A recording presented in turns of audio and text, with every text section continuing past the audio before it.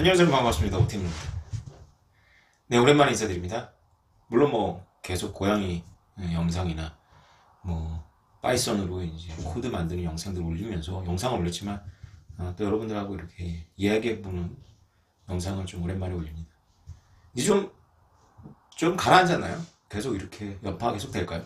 네, 어쨌건 이런 과정을 거치면서 당연히 거쳐야 될 과정이고요. 이런 일이 터지지 않았으면 또 다른 형식으로 터졌을 거라고 저는 생각을 합니다. 그래서 오늘은 이럴 때 우리가 모두 의심하는 비트코인의 가치에 대해서 여러분들하고 대화를 나눠보겠습니다. 다시 한번 말씀드리지만 비트코인 가치가 중요한 거고요. 비트코인 가격은 가치를 따라오겠죠. 가치가 없다면 이 가격은 진짜 환상인 거고요. 가치가 있다면 어쨌건 가격이 반영이 되겠죠.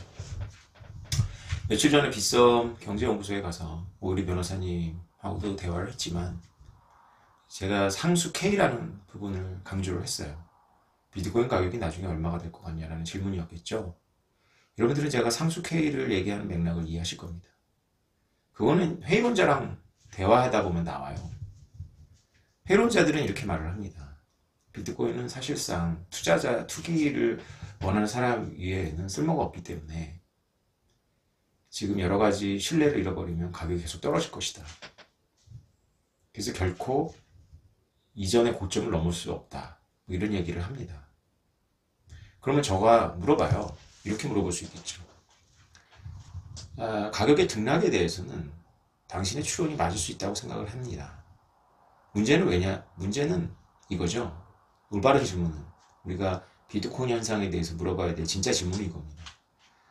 가격이 오르고 내리는 폭이 좀 커서 그렇지 다른 자산도 그거는 피할 수가 없는데 왜 비트코인은 수익을 내지도 않고 누군가의 부채도 아닌데 지금 이 가격입니까? 라고 물어보는 겁니다. 여러분들은 이 질문에 어떻게 답을 하시겠습니까? 한번 시계를 거꾸로 돌려보죠.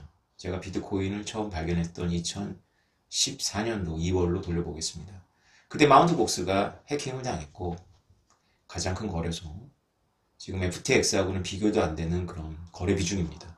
그 당시 마운트복스의 거래 비중이 한 60에서 70% 정도 됐을 거예요. 나머지는 BTC 차이나였을 거예요.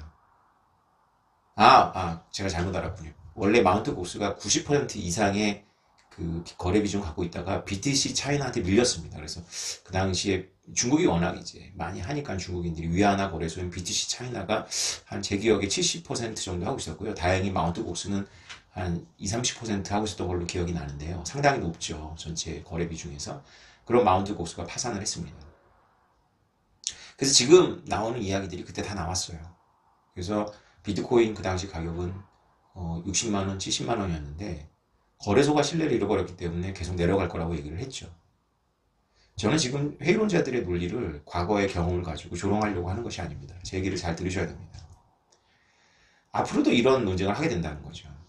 다시 말해서 만약에 회의론자들한테 제가 이런 질문을 드립니다. 상상하고 싶진 않겠지만 한 번만 상상을 해보자. 비트코인 가격이 지금 5억입니다. 근데 무슨 사건이 터졌어요. 그래서 비트코인 가격은 4억으로 떨어졌습니다. 또 사건이 터집니다. 여파가 번져갑니다. 그래서 3억으로 떨어졌죠. 그래서 비트코인을 5억에 샀던 사람들은 비트코인이 3억이 되는 과정에서 굉장히 엄청난 손실을 보게 되죠. 비트코인이 5억을 한다고 해서 5억 원어치를 갖고 있는 건 아니겠죠. 비트코인이 5억을 할 때 샀다 하는데 1,000만 원어치 샀을 겁니다. 그런 투자자는 비트코인이 5억에서 3억으로 떨어지는 동안 굉장한 고통을 받겠죠. 그러면 그때 회의론자들이 이렇게 얘기를 합니다. 비트코인 가격이 다시 5억을 넘을 일은 없을 거라고. 제가 무엇을 물어보는지 여러분들 아시겠죠? 왜 비트코인은 떨어지고 오르냐가 저는 관심이 있는 것이 아닙니다. 그건 모른다가 맞습니다. 모든 자산이 그러니까요. 근데 왜 비트코인 기준 가격이 우리가 그 고민을 하는 회의론자들의 고민에서부터도 기준 가격이 0원이 아니라 왜 2만 달러인가요? 왜 2014년도에는 기준 가격이 100달러였을까요? 그리고 제가 아까 상상했던 그런 미래의 시나리오에서 왜 기준 가격이 5억입니까? 지금 우리가 중요한 걸 놓치고 있는 것 같지 않습니까? 그렇죠. 저도 이 고민을 하다가 비트코인 맥시멀리스트가 된 겁니다. 내가 뭘 놓치고 있는 걸까? 내가 주류 미디어에 글을 쓰는 사람들 때문에 무엇이 혼미한 것일까? 제가 질문이 잘못됐다는 걸 그때 알았습니다. 비트코인 가격이야 계속 올라갔다가 계속 떨어지게 반복할 겁니다. 궁극적으로 제가 알고 싶은 질문은 이것이죠. 과연 그래서 비트코인이 나중에 얼마가 될까를 생각해 보는 겁니다. 제가 내린 결론은 이렇습니다. 얼마가 되든지 전혀 상관이 없다는 거죠. 왜냐? 그거는 그냥 허상의 숫자입니다. 허상의 숫자라고 해서 우리하고 무관한 건 아니죠. 그 때마다 물린 사람도 있고 이득을 본 사람도 있을 겁니다. 근데 비트코인은요, 기준 가격을 정할 수가 없습니다. 물론 어떤 맥시멈은 있겠죠. 예를 들어서 뭐 비트코인이 이 전 지구의 어떤 가치물을 압도하는 그런 가치를 반영하게 되리라고 생각하지 않습니다. 그리고 영원히 될 거라고 생각하지 않습니다. 한 나라의 GDP하고 어떤 상관관계를 가질까요? 그렇게 생각이 들지 않네요. 왜냐하면 비트코인은 국경이 없기 때문에 그렇죠. 아무튼 중요한 것은 여러분들이 이 부분을 고민하는 겁니다. 비트코인이 100만원 찍고 50만원 떨어졌을 때 30만원이 될 거라고 많은 사람들이 주장을 했습니다. 그리고 30만원이 됐습니다. 이제 10만원이 될 거라고 많은 사람들이 주장을 했습니다. 10만원은 된 적이 없죠. 다행입니다. 비트코인이 2,500만원을 찍고 1,000만원 미만 떨어졌을 때 이제 비트코인이 100만원이 될 거라고 사람들이 주장을 했습니다. 다행히 300만원 찍었는데 100만원까지 내려가진 않았습니다. 비트코인이 8,000만원을 찍고 3,000만원 떨어졌을 때 이제 1,000만원대로 떨어질 거라고 사람들이 주장을 합니다. 떨어질 수 있다고 저도 생각을 합니다. 그런 일이 안 벌어진다면 다행이겠죠. 사람들은 비트코인이 만약에 10억이 된다면 10억을 찍고 2억으로 떨어지면 1억으로 떨어질 거라고 얘기를 할 겁니다. 자, 제가 무엇을 지금 집요하게 묻고 있는지 여러분들이 이제 이해하셨을 겁니다. 제가 관심 있는 건 10억이 됐다가 5억이 되고 5억이 됐다가 1억이 되는 게 제 관심이 아닙니다. 물론 중요합니다. 고양이 먹이를 주기 위해서라도 그리고 가족들의 그 웰페어를 위해서라도 그건 매우 중요합니다. 근데 그거는 우리가 이 비트코인 현상을 이해할 때 우리가 사용할 수 있는 사고의 도구가 되지 않는다는 겁니다. 우리의 사고의 도구. 다시 말해서 이 비트코인 현상을 우리가 보고 앞에다 놓고 이 14년 동안의 현상을 놓고 우리가 지적으로 전율을 느껴야 되는 부분은 바로 이것입니다. 비트코인은 누군가의 부채이기 때문에 청구될 것도 아니고 가치물을 담보로 하고 있지도 않고 그리고 중요한 것은 수익성 자산이 아닙니다. 그럼 비트코인의 가격이라는 것은 도대체 무엇의 함수여야 됩니까? 어떤 것의 함수도 아니기 때문에 이것은 영원입니까? 차라리 논리적으로는 좋은 논리적 전개입니다. 그럼 회의론자들은 이런 결론을 내려야 됩니다. 비트코인은 아무것도 아니기 때문에 영원이어야 한다. 지금 이 순간에도 그렇게 주장을 해야 됩니다. 근데요, 그들 눈빛이 흔들리는 걸 느끼지 않습니까? 본인도 아는 겁니다. 다시 영원이 되기는 어렵다는 거. 영원이 되기 전에 먼저 1,000만원이 돼야 되겠죠. 1,000만원이 된 다음에 다시 100만원이 돼야 되고 100만원이 된 다음에 다시 10만원이 되고 10만원이 된 다음에 다시 만원이 돼야 될 겁니다. 그때쯤 되면 아마 영원이 될 거라고 주장이 다시 나올 겁니다. 근데 지금은요, 영원이 된다는 얘기는 안 하죠. 떨어진다는 얘기를 합니다. 오케이, 떨어질 수 있습니다. 다시 올라갈 수도 있겠죠. 중요한 것은 왜 우리 모두의 머릿속의 기준점이 10,000달러, 20,000달러입니까? 이것에 대해서 여러분들은 답을 갖고 계십니까? 시가총액이라는 것은 모두 환상입니다. 시가총액은 비트코인뿐만 아니라 삼성전자 주식까지도 모두 판타지라고 생각하셔야 됩니다. 왜냐하면요, 시가총액은 그 자산을 지금 당장 다 시장에서 청산했을 때의 가치를 전제한 거잖아요. 만약에 그렇게 매도 물량으로 나오면 전부 다 영원에 가까이 수렴합니다. 그렇겠죠? 물론 시가총액을 기준으로 M&A도 하고 하지만 시가총액의 원래 정신은 그것을 시장에 모두 청산했을 때의 가치입니다. 그래서 시가총액은 우리 애들의 머릿속에서의 판타지지 실제로는 구현되기가 어려운 가치고요. 그리고 미시적인 개인이 시가총액이라는 걸 기준점으로 삼아가지고 행동한다는 것도 사실은 납득하기 어려운 사고방식입니다. 물론 인간은 추상적이니까 그렇게 할 수는 있겠지만 만약에 그렇다면 비트코인이 이렇게까지 떨어지진 않았겠죠. 우린 미시적인 개인이기 때문에 당장 여기에서의 잔파도가 나한테는 너무나 중요합니다.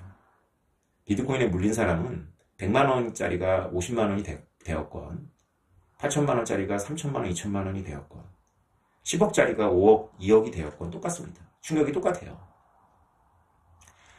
그것은 생활인들이 받는 충격이고요. 우리가 진짜 논리적으로 생각해 봐야 될 것은 그 비트코인의 가격의 기준점이 도대체 뭐에 근거를 두고 있냐는 겁니다. 여러분들은 이런 논리를 고민하시다 보면 결국은 저와 비슷한 결론에 도달합니다. 임의적이다라는 걸 알게 됩니다. 임의적이라 그래서 미시적인 개개인들이 모두 마음대로 정할 수 있다는 뜻은 아닙니다. 또 그것이 주관적인 판타지라는 뜻도 아닙니다. 이것은 굉장한 구속력이 있죠. 지금 비트코인 회의론자들도 비트코인을 $10,000, $20,000를 놓고 고민하지 않습니까? 그만큼의 구속력이 있는 겁니다. 호모사피엔스가 만들 수 있는 기준점의 본질입니다. 우리가 무리 행동을 하면서 만들어내는 모든 상징이나 기준은 사고의 출발은 모두 이렇게 딱딱한 물질이 아닙니다. 우리가 믿고 있는 신념이나 가치들도 그 실체를 하나씩 분석해보면 그 기준점이 되게 모호합니다. 중요한 것은 많은 사람들이 생각하고 있는 기준점이 현실이라는 겁니다. 그 당시에. 비트코인은 너무 적습니다. 2100만이라는 숫자는 전 세계 인구가 수십억이고 그 수십억 중에 화폐저축이라는 거를 고민하는 사람들이 10%라고 생각했을 때 숫자에 비해서도 턱없이 부족하죠. 그 중에서 여유를 갖고 있는 사람들이 자신의 일부를 비트코인으로 잠가 놓으려고 생각할 때도 턱없이 부족합니다. 다시 말해서 전 세계에 가처분 소득이 10억 이상 있는 사람들의 인구보다도 훨씬 적습니다. 그들이 자신의 유휴라고 해야 되나요? 자산 중에 일부를 국가를 믿지 않고 금융기관을 믿지 않을 때 비트코인의 가격이 등락을 하지만 그 중에 일부만 잠깐 볼까? 라고 생각하고 비트코인을 선택한다면 2100만 개로 부족합니다. 이런 건 있습니다. 우리가 이상에 살 수 없고 사고 체계 안에서만, 사고 실험 안에서만 살 수 없고 현실이 있기 때문에 현실 속에서 비트코인의 가격은 무엇의 함수인지 생각해보면 이것의 함수는 맞습니다. 어떤 함수냐? 횡재한 사람들의 숫자에 반비례합니다. 다시 말해서 비트코인을 지금 거의 헐값에 얻은 사람들의 비중이 많다면 비트코인 가격은 이미 값을 갖겠지만 올라가는데 어려움을 겪습니다. 그것은 어떻게 할 수 있냐면 떨어질 때 한도 끝도 없이 떨어지는 걸 보면 다른 자산들에 비해서 횡재한 사람들의 비중이 아직 많습니다. 다시 말해서 자신이 횡재했다는 걸 인식하는 사람들의 그 의식이 아주 뚜렷하다는 거죠. 그게 평상시에는 그들마저도 지금의 비트코인 가격은 $20,000 언저리에서 기준점을 잡습니다. 근데 비트코인에 대해서 안 좋은 악재가 터지고 계속 떨어지면 자신은 아직 횡재 상태이기 때문에 지금이라도 이득을 실현하려고 시장에 내놓습니다. 또 횡재한 사람들이 상당히 많이 갖고 있죠. 그래서 비트코인이 어느 시점에서 임의값을 갖겠지만 그 임의값의 맥시멈의 한계는 분명히 횡재한 사람들의 의식과 그들의 비중에 좌우됩니다. 그래서 비트코인이 이런 요동을 치면서 가격을 갖게 되는 과정은 매우 의미가 있습니다.